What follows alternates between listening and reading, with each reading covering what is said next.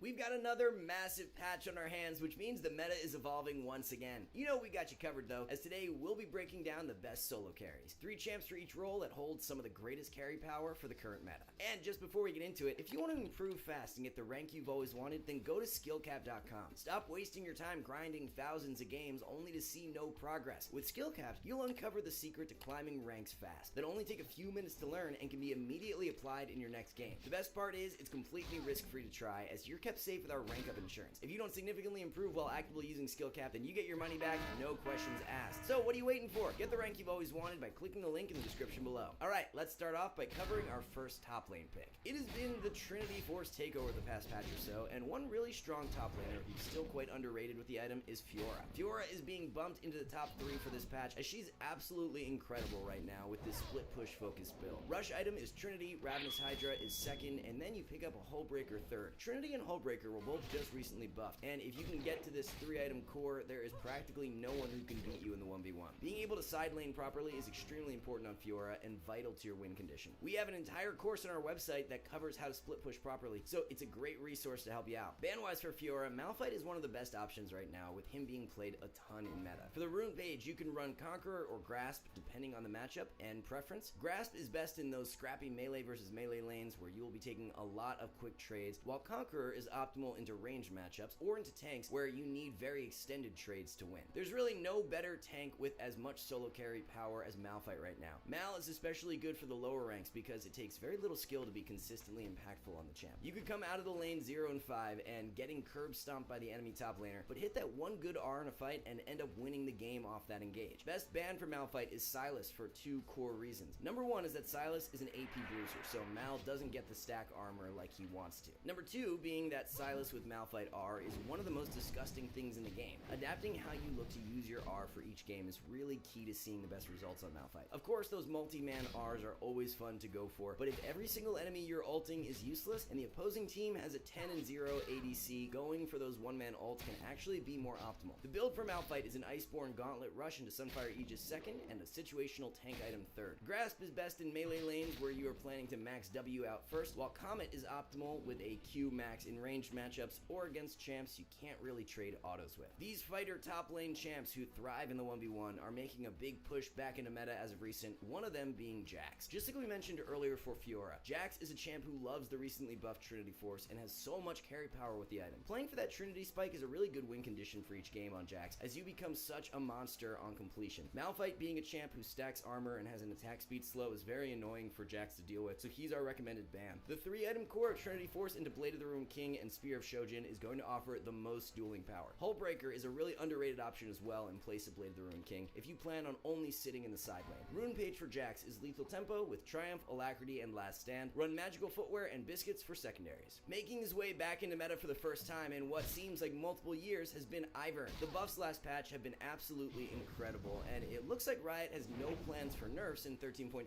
Ivern has always been thought of as that supportive jungle champion, but with the buffs to Daisy, his damage is actually pretty nuts right now. Level 6 Ivern with Daisy in action can dish out way more damage than most players would expect. Way back when Ivern was first released, our challenger jungler, Japanese import, hit rank 40 spamming the champ and has a brand new full game commentary highlighting the recently buffed Ivern on our website. Ban-wise for Ivern, Rengar is one of the better options as your brush becomes a bit counterproductive against the champ. Ivern thrives the most when he has a strong DPS carry that he can look to protect, so playing for the winning bot lane is a great idea for most games. The build for Ivern consists of an Echoes of Helia or Shurelya's Rush into Ardent Censer second and Staff of Flowing Water third. Aerie is the Keystone rune with Nimbus Cloak, Transcendence, and Water Walking. Roll with Futures Market and Cosmic Insight for secondaries. Lots of champs we have not seen in meta for a long time are making a comeback in 13.12, and next in line is Rek'Sai. Initially, Rek'Sai was looking much weaker due to the Prowler's Claw dash removal, but a few really nice buffs and she's suddenly a top tier pick. There are few junglers who have the potential to impact the early game as much as Rek'Sai can. Tunnels open up so many unique gank paths that are very hard to ward against and can lead to you snowballing the lane out of control. In this meta where we are seeing the Zeri and Lucian paired up with Yuumi in a ton of games, getting them ahead is as close close to a free win as you're going to get, and with Rek'Sai's gank power, he can make that happen better than most. Kindred is currently one of the better bans for Rek'Sai, as they can kite you around quite easily, and Kindred are hard counters Rek'Sai in the mid to late game. Standard build is Bruiser with a Stridebreaker Rush into Black Cleaver second and Death Stance third. Ghostblade is definitely viable too if you're snowballing super hard early on and want to go the lethality route. The rune page is Conqueror with Triumph, Alacrity, and Coup de Grace, followed by Freeboots and Cosmic Insight for secondaries. There are now two really strong ganking junglers in meta as Jarvan rounds out our top three. With Kha'Zix nerfed for 13.12, it's going to put a lot more priority back onto Jarvan, who has been a potent jungle pick for what feels like multiple months. Champion select planning is important for every jungler, but even more so for someone like Jarvan, who has a variety of pathing options. If you're playing with a melee engaged support, taking red and then level 2 ganking bot can work amazing. Vice versa, if you got a weak early game enchanter support, pathing for top or mid and trying to get them ahead is often the better choice. Autopilot clearing is okay on some junglers, but definitely not on Jarvan if you want to get the most out of him. Kindred is a pretty good ban right now for Jarvan, as their mobility and ultimate can really limit what Jarvan can achieve. Core build consists of a Core Drinker Rush into Black Cleaver second and Death Stance third. Conqueror is the best Keystone rune with Triumph, Alacrity, and Coup de Grace. Run Magical Footwear and Cosmic Insight for secondaries. It's been a few patches now since the Neeko mini rework, and she's currently in a really great spot. We've even had the champion pulled out in the pro scene and fooling players by disguising herself as a minion. The fact that champ can work in a coordinated environment like pro play just means she's got even more potential in the chaotic fiesta that solo queue is. Disguising yourself as a minion in the mid to late game and looking for those catch plays is so low risk, high reward, and can solo win so many games. Neeko does really well into many of the highly picked melee mids in solo queue as well, like Sylas, Yone, and Akali. Longer range pick champs like Syndra are who Neeko struggles most against, so she's a good ban option. The standard core build is a Rocket Belt Rush into Shadowflame second and Zanya's or Rabadon's third. Grab Comet for the Keystone rune with Mana Flow, Transcendence, and Scorch. Optimal secondaries are Biscuits and Cosmic Insight. This champ should really not be allowed to be this good for so long, but Annie is once again a top 3 solo carry mid for 13.12. For such a simple champion, Annie has been a free elo generator for the past few months now. The fact you can choose to completely take one champion out of the entire game makes Annie so lethal. In the mid to late game, if you're holding stun, melee champs just can't engage into you, and it makes Annie a phenomenal pick into the likes of Katarina, Yasuo, and Yone, who most traditional mages tend to struggle with. If the enemy team has one fed member but you're doing well yourself, it really doesn't matter because your point and click one-shot combo can completely erase any squishy from the game. Much like Neeko, the champs with long range pick power are who Annie has the most difficult time against, so using your ban on Syndra or Fizz is a good idea. Core build for Annie is a Luden's Rush into Shadowflame second and Zanya's or Rabadon's third. Run Electrocute for the Keystone rune with Cheap Shot, Eyeball Collection, and Relentless Hunter. Mana Flow and Absolute Focus are the best secondaries. One mid lane champ who has been a consistent staple in the top 3 for a while now and great again for 13.12 is Ahri. The mobility and catch power Ahri brings to the table makes her extremely strong for solo queue. Finding picks are often how games are won or lost in solo queue, and Ahri is one of the best champs at capitalizing on enemies' mispositioning. Most players would call Ahri a mage more than an assassin, but you really want to have that assassin mindset when playing the champ. Setting up in Fog of War, letting the enemies overextend, and then picking them off with your catch power is how you should be looking to approach fights. Straight up 5v5s are not Ahri's bread and butter like most other mages. Due to his high play rate, Yasuo is one of the better bans for Ahri right now, as his mobility and wind wall are difficult to play around. The standard build for most games is an Everfrost Rush into Shadowflame second and Zanya's or Rabadon's third. Run Electrocute with Taste of Blood, Eyeball Collection, and Ultimate Hunter for primary runes. Best secondaries are Mana Flow and Transcendence. We've seen the rise of Trinity Force up in the top lane, but it's also led to massive success for many ADCs, one of them being Draven. Draven slides into the top 3 for 13.12 with top tier ADCs from recent patches like Kog'Maw and Zeri being hit with nerfs. Riot has no plans of nerfing Trinity Force for 13.12, so ADCs who can abuse the item the best are going to be on top. The Trinity completion is so vital and amplifies Draven's dueling power immensely, so playing around the spike is very key. Ban-wise for Draven, Ezreal can be a bit annoying since he can just sit back and farm with Q and really limit how aggressive Draven can play, so he's a good ban option. The complete core build is a Trinity Force Rush into the Collector second and Bloodthirster third. The rune page is a lethal tempo with Triumph, Bloodline, and Last Stand, followed by Eyeball Collection and Treasure Hunter for secondaries. If you're stumped on who to play for ADC this patch, there's one champ I'm very fond of who I think you'll really enjoy, being Ezreal. Bias aside, there are many reasons for Ezreal's rise in 13.12.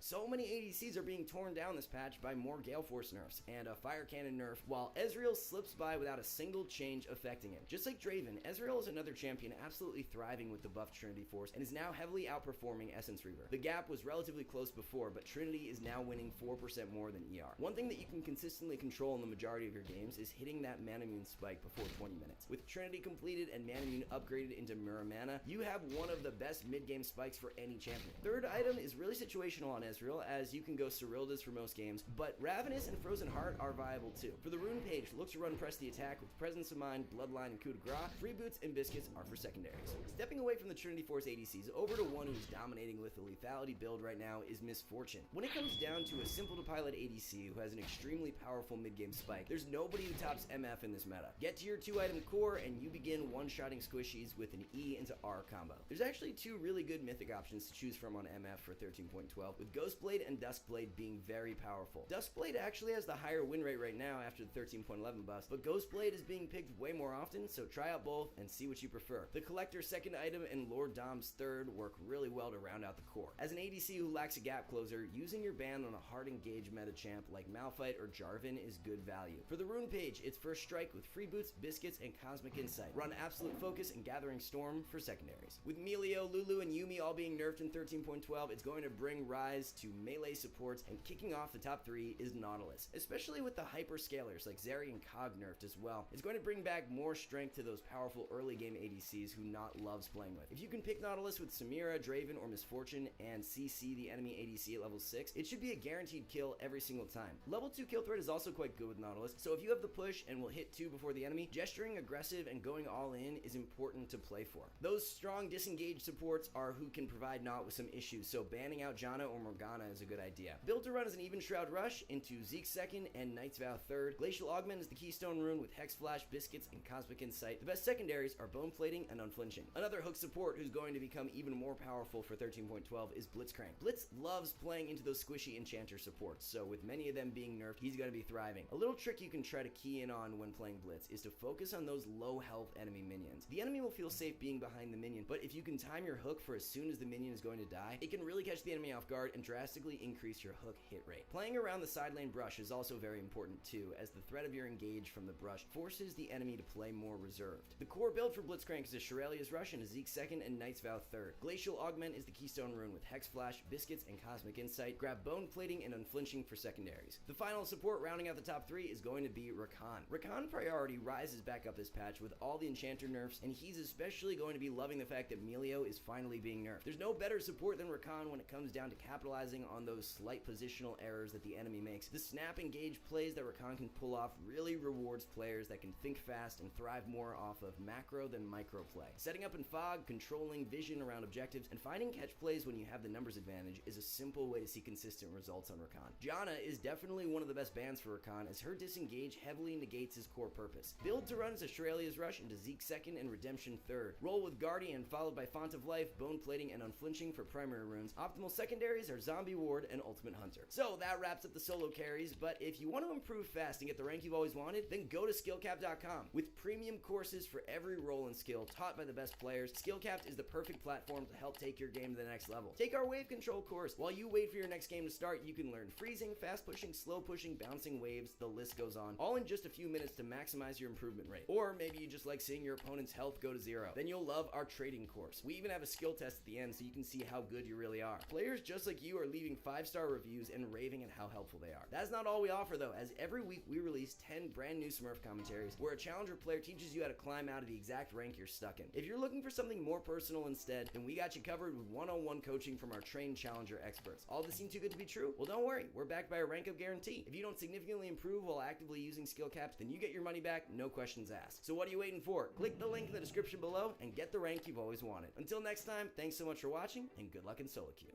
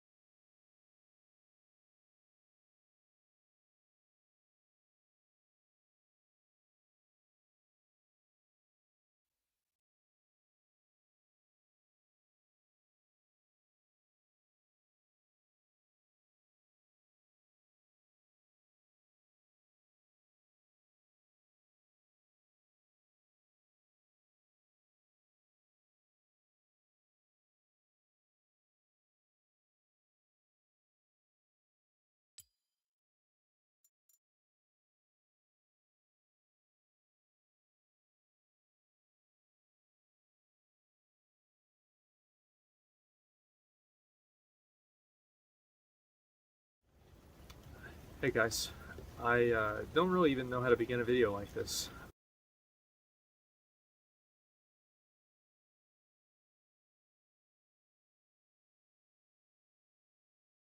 Hey everyone and welcome to another video, guys, and today I want to talk a little bit about the mindset I wish I had when I was at age 17 back in high school, just picking up League for the first time. Now, if you guys were to think about all of the possible qualities and skills that these great solo queue players and great pro players possess, you may think of the following. Maybe their micro and mechanical ability. Maybe their insane game sense and map awareness. Their ability to process a lot of information during a team fight. Maybe their ability to learn a wide range of champions and play a large variety of differing styles. Maybe the ability to memorize the exact way to play out each and every matchup. Or maybe just the ability to have fun while playing at a very high level, like Caps on stream or that Sion player in EU. All of these players can just have fun and play at a very high level. Now, yes, all of these skills and traits are amazing and they do inspire me a lot, but the mindset portion of these players and the greatest solo queue players or the greatest pro players in the world inspires me much more than any of these specific skills. So what I'm going to do, guys, is share with you this mindset or this mentality that one of my favorite solo queue players has,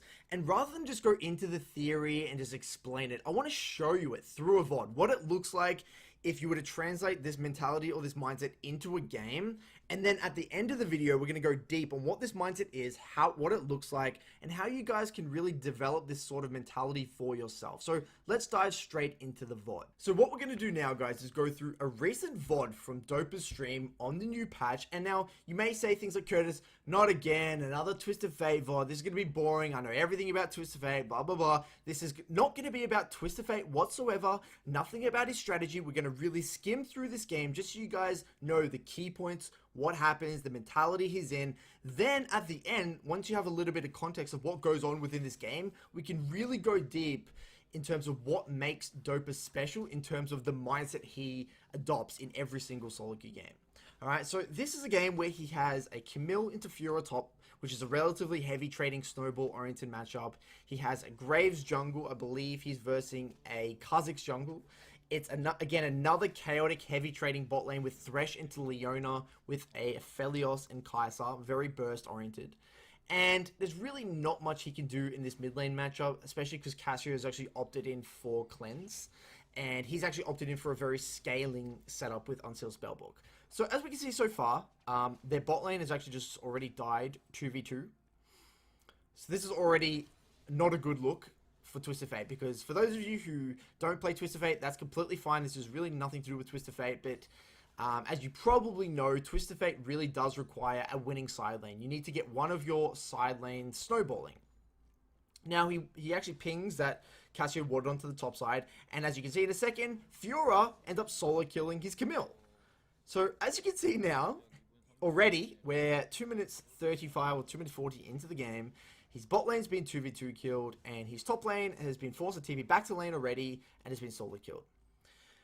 Now, as we play this out, and again, I'm not going to go deep on what he's doing micro-wise with Twisted Fate or anything like that. I'm really just going to make this a running commentary of what happens in the game. So Kha'Zix looks like he's done a bot to top clear, and has actually just killed the Camille again. So 0-3 by 3 minutes inside of this game. So fast forwarding a little bit, really not much is happening. Graves is doing a full clear. Kha'Zix showed top side, so we know likely Kha'Zix is going to be on that top scuttle. Really not much is happening. And again, he can't make any proactive play here. There's no gank threats. He doesn't have Electrocute with Ignite. There's really not much he can get done here. But what he is doing, he's preparing for his classic strategy where you hard shove when you're level 5 and about to hit level 6, you TP back to lane and get a free roam. So we're going to see him execute it flawlessly. Walks onto bot side here just to make sure Kha'Zix doesn't cross map or come back after his reset. Now, Graves does get a successful gank off bot, which is very good, and maybe that is his potential win condition, and Aphelios ends up picking up a kill, which is quite solid. Now, fast forwarding a little bit more here, won't go any deeper. Kha'Zix ends up showing bot here. Now, what do we see? So we know that one of the advantages within this matchup is that Twisted Fate has TP advantage. So what you can do is what he does pretty much every single game is he hard shoves on this wave before he's going to hit level 6, uses all of his resources, and he's actually rationed his resources out perfectly within this lane. CSing pretty well as well. Boom. Now he resets. Now, Graves is actually top and actually got another gank off onto top side, which is good. So it's 3-3. Now he does the El Clasico. Early Mercs. Ruby Crystal. Boom, into TP back. Now, if we take a look at this situation, Cassio's hasn't reset yet, doesn't have TP, has to go for a base. Now, this leaves a perfect ultimate opportunity for Dopa. Right? Now, he can shove it in the way freely. He can do whatever he wants. He can get a free ultimate off, and they can't really respond at all. So now he leans instantly onto bot side. They see the jungle Kha'Zix invading these Raptors. He holds onto his ultimate here. Beautiful. And they are able to get a collapse onto this Kha'Zix.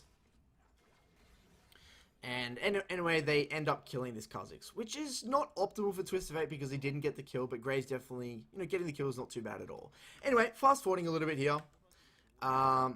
Now you'll see him play relatively defensively, not really heavy trading because there's not much for him to do. He doesn't have ultimate, he can't really do much now. And he doesn't want to allow Cassio to really get anything done with that Conqueror. So, Graves gets the dragon, fast forwarding a little bit here. Kha'Zix ends up killing the Graves and getting a nice little shutdown. We see Kha'Zix on bot side again. And then his bot lane still dies to a gank even though they knew Kha'Zix was on bot side. So this game is really not looking good for him so far. You think about it, 0-0-0, he hasn't really got any side lane winning. His Graves just given a shutdown onto the Kha'Zix. Kha'Zix is 4-1. This is not a good look for Dopa. And I believe his top lane is actually losing 1v1. So fast forwarding a little bit here. Pretty stock standard gameplay. Cassio gets handed blue, so he has a little bit of a window to get a quick reset. Goes back for a recall into a blasting wand and a pink ward. Beautiful. Now his ultimate's coming up in 40 seconds. He's still waiting for an opportunity now, as you'll see, as his ultimate comes back up to use it. Gets the blue buff. Puts a ward onto bot side here. Now fast forwarding. Again, still playing relatively controlled, not really giving Cassio an opportunity to heavy trade or utilize that the laning strength comparatively to Twisted Fate and utilize that cleanse. So Twisted Fate or Dopa is playing incredibly patient, incredibly poised given what else is happening in this game right now. So Graves looks like there's a bit of a split map here because Kha'Zix ganked top again. So if we fast forward, now Dopa sees an opportunity to ult bot. It's a trade side to the map where Kha'Zix is actually on the Rift Herald, and Cassio ends up stopping him. Now this was the first major mistake from Dopa this game.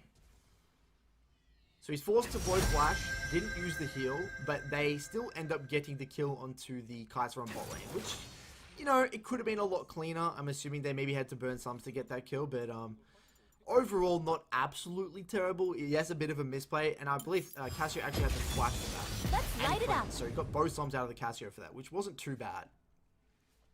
Now, classic split map scenario where the Kha'Zix goes topside, uses Rift Herald, they get the tower. Camille does a very good job of actually trading kills, at least one. So we fast forward again. Dopa doesn't have ultimate, doesn't have any stacks, so he just plays very patient and ends up farming to his Hextech Alternator. Swaps to Ghost. Again, this is not really about Twisted Fate. So let's fast forward. And what do we see now? It's a very difficult game. His Graves is now getting caught on his own Raptors. Kha'Zix is snowballed out of control. Top is a very long lane. Fiora is incredibly difficult for Twisted Fate to influence because of the riposte. Now Kha'Zix just randomly solo kills him, realizes he was 7-1. And this is looking a bit rough. But this is where things get very, very interesting. Okay, so his top's losing. His bot's losing 2v2. He now loses a bit of XP. He has to TP back to lane here. Now, as soon as coming off a reset, TPing back, the enemy support literally dives mid from full HP and kills Dopa again. Now, he ends up trading kills, which wasn't terrible.